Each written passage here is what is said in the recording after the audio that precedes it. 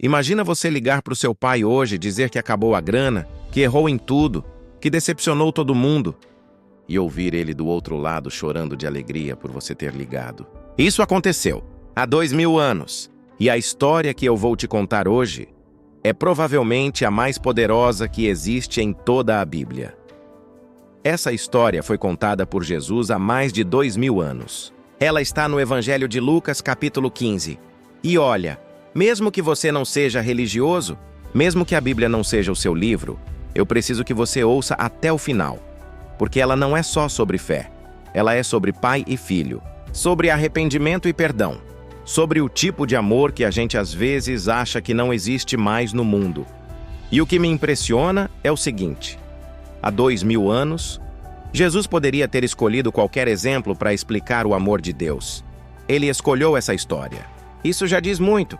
Então fica comigo, porque nos próximos minutos eu vou te recontar essa história de um jeito que talvez você nunca tenha ouvido antes. Vamos juntos. A história começa assim. Um homem rico tinha 2 filhos. O mais velho, trabalhador, responsável, sempre ao lado do pai. O mais novo, inquieto, com aquela vontade de viver que às vezes a gente não sabe bem como usar. Um dia, o filho mais novo chegou para o pai e disse: "Pai, me dá a minha parte da herança agora." Para você entender o peso disso, naquela época e naquela cultura, pedir a herança antes do pai morrer era como dizer: "Eu preferia que você não existisse."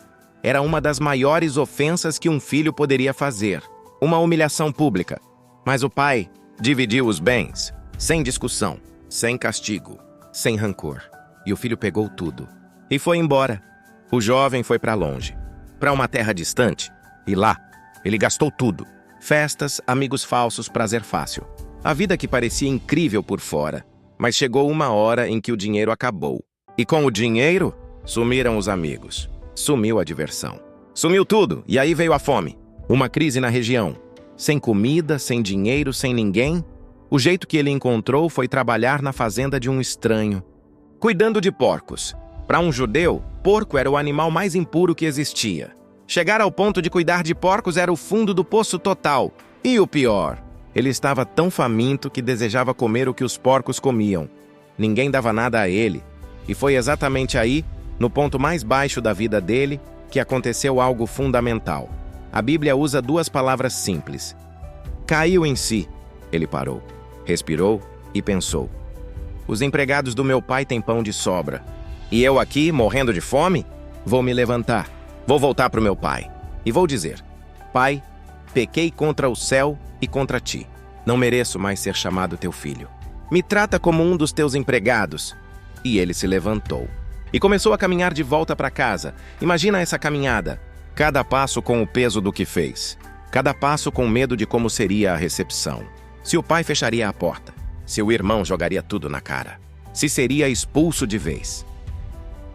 Antes de continuar, se você está gostando dessa história até aqui, se inscreve no canal porque toda semana eu trago histórias bíblicas assim, contadas de um jeito que vai te tocar. Agora vamos para o momento mais emocionante dessa história. Mas então, ainda longe de casa, o pai o viu. Como o pai o viu de longe? Porque o pai estava esperando, todo dia, na janela, no campo, com os olhos no horizonte. A Bíblia usa 3 verbos para descrever o que esse pai fez naquele momento. 3 verbos que mudam tudo. Viu, compadeceu-se, correu. Um homem rico, naquela cultura, jamais corria. Era considerado indigno para alguém da sua posição social. Mas o pai correu, sem se importar com o que os vizinhos pensariam. Sem se importar com a reputação, ele correu em direção ao filho. Abraçou ele, beijou ele, e o filho começou o discurso que havia preparado. Pai, pequei contra o céu e contra ti. Não mereço mais ser chamado teu filho. O pai nem deixou ele terminar. Virou para o servo e disse: trazei depressa a melhor roupa e vestiu.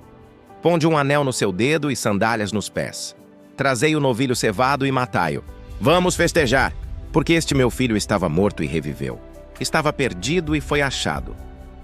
Esse é o amor que essa história fala. Não um amor que espera o arrependimento perfeito. Não um amor que diz, eu perdoo, mas não esqueço. Um amor que corre, que abraça antes da explicação, que celebra o retorno antes de cobrar os erros. Eu preciso te perguntar uma coisa agora. Você se identifica com algum personagem dessa história? Com o filho que foi embora e errou? Com o filho mais velho, que ficou, que fez tudo certo e se sentiu injustiçado quando o irmão voltou? Ou você é o pai? Aquele que esperou, que perdoou, que correu sem hesitar? Porque essa história não é só sobre um filho que voltou.